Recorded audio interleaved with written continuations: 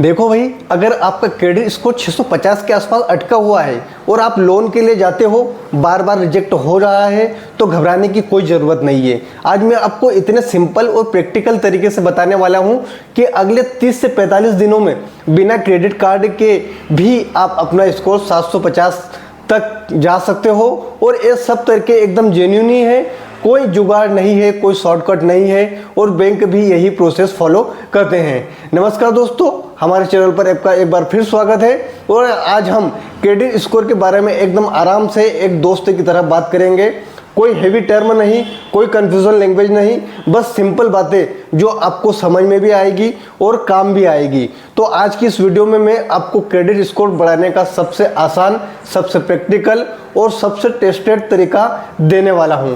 सबसे पहले एक छोटी सी बात समझ लो कि क्रेडिट स्कोर आखिर में है क्या।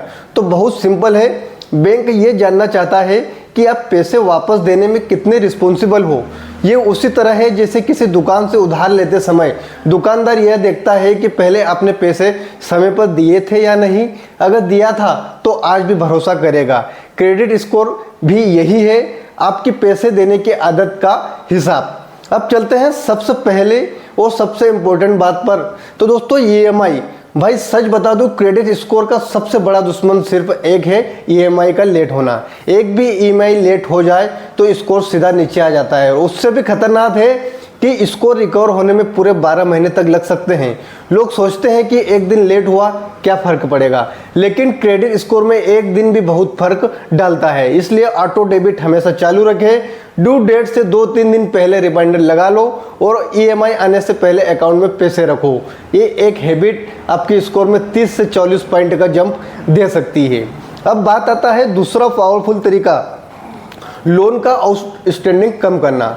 देखो भाई, क्रेडिट स्कोर तभी बढ़ता है जब बैंक को लगता है कि आपके ऊपर लोड कम है। अगर आपका प्रोफेशनल लोन, बाइक लोन या कोई भी EMI चल रही है तो हर महीने थोड़ा सा एक्स्ट्रा पेमेंट डालो, चाहे 300 रुपया हो, 500 रुपये या 1000 रुपये, जो भी हो आराम से दे सको। इससे आपका प्रिंसिपल कम होगा, इंटरेस्ट कम लगेगा, और सबसे बड़ी बात, बैंक को लगेगा कि आप लोन जल्दी पूरा करना चाहते हो। यही सिग्नल क्रेडिट स्कोर को ऊपर खींचेगा। इस एक स्टेप से स्कोर में 20 से 40 पॉइंट का जंप बहुत कॉमन बात है। आती है तीसरी बात कि बार बार लोन अप्लाई मत करो।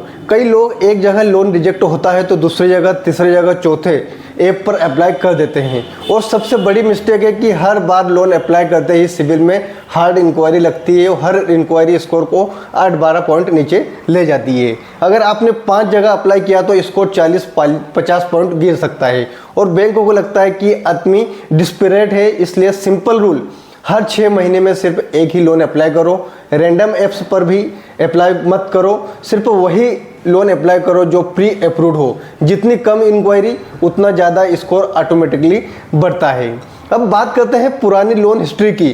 तो ये बहुत लोग नहीं जानते हैं, लेकिन क्रेडिट स्कोर में आपकी पुरानी हिस्ट्री सबसे बड़ी ताकत है। अगर आपके पास 3-4 साल पुराना लोन रिकॉर्ड है तो बैंक ऑटोमेटिकली ट्रस्टवर्थी मानता है। लेकिन लोग गलती करते हैं, कहते हैं पुराना लोन रिपोर्ट से हटा दो। भाई, ये हिस्ट्री हटवाना सबसे गलत काम है। पुरानी हिस्ट्री ही क्रेडिट एज बढ़ाती है, और क्रेडिट एज जितनी पुरानी होगी स्कोर उतना मजबूत होगा। इसलिए क्लोज लोन को सिविल में रहने दो, हटाने मत दो। यही आपकी सबसे मजबूत क्रेडिबिलिटी बनाते हैं। अब एक बहुत ही इंपॉर्टेंट बात, सिविल रिपोर्ट की गलती, यानी कि इंडिया में करोड़ों लोग की सिविल में गलतियां होती है।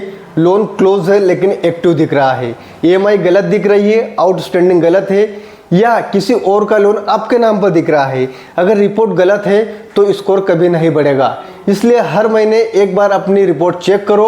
अगर कहीं गलती दिखे तो सिविल की वेबसाइट पर लॉगिन करो, डिस्प्यूट रेस पर क्लिक करो और उस गलती को सुधारने के लिए सबमिट करो। 30 दिन में करेक्शन हो जाता है और स्कोर में अचानक 20 से 40 पॉइंट जंप आता है। अब आता है एक बोनस पॉइंट जो इनडायरेक्ट है लेकिन बहुत असर डालेगा, आपकी बैंकिंग आदतें। बैंक देखता है कि आपके अकाउंट में मिनिमम बैलेंस है या नहीं, रेगुलर डिपॉजिट करते हैं या नहीं, सैलरी फ्लो स्टेबल है या नहीं, कहीं अचानक बड़े कैश डिपॉजिट तो नहीं आए। ये सब चीज़ें बैंक की इंटरनल स्कोरिंग को इम्प्रूव करती है, और जब बैंक आपको स्टेबल मानता है तो लोन अप्रूव आसानी से हो जाता है। क्रेडिट स्कोर भी इनडायरेक्टली इम्प्रूव होता है। अगर आपको स्कोर बिल्कुल जीरो है या कोई हिस्ट्री नहीं है तो एक छोटा सा लोन ले लो, जैसे 3,000 5,000 का कोई कंज्यूमर लोन 6 महीने तक EMI टाइम पर दोगे तो सीधा स्कोर 680 से 780 आराम तक पहुंच जाएगा, क्योंकि स्कोर बढ़ाने के लिए हिस्ट्री चाहिए। हिस्ट्री नहीं है तो स्कोर नहीं बढ़ेगा। अब एक बात जो बहुत कम लोग करते हैं लेकिन सबसे ज़रूरी है, हर महीने अपना क्रेडिट स्कोर चेक करें। जैसे वेट लॉस में वीकली वेट चेक करते हो, वैसे ही क्रेडिट स्कोर में मंथली सिबिल चेक करना ज़रूरी है। इससे आपको पता चलता है कि इम्प्रूवमेंट हो रहा है या कोई गलत एंट्री दिख रही है। अब सवाल आता है कि स्कोर ऊपर जाने में कितना टाइम लगता है। अगर आप आज ये सारे स्टेप्स फॉलो करना शुरू कर दोगे तो पहले 10 दिन स्कोर स्टेबल होता है, अगले 10-20 दिन में इम्प्रूवमेंट शुरू होता है, और 30-45 दिनों में 650 स्कोर 720 से 750 तक जाना बिल्कुल नॉर्मल है। तो भाई क्रेडिट स्कोर इम्प्रूव करना रॉकेट साइंस नहीं है, बस हैबिट सही होनी चाहिए। EMI टाइम पर दो, लोन का लोड कम करो, बार बार लोन अप्लाई मत करो, रिपोर्ट की गलती ठीक करो, पुरानी हिस्ट्री रहने दो, बैंकिंग बिहेवियर स्टाइल स्टेबल रखो, बस यही गेम है। अगर आपको ये पूरा वीडियो हेल्पफुल लगा हो तो लाइक ज़रूर करना, और ऐसी ही जेन्युइन फाइनेंशियल जानकारी के लिए सब्सक्राइब कर लो द डिजिटल मेंटोर। कमेंट में बताना आपका स्कोर अभी कितना है और किस वजह से अटका हुआ है, मैं आपकी मदद जरूर करूँगा। तो दोस्तों आज के लिए इतना ही, मिलते हैं एक और नए वीडियो के साथ। धन्यवाद।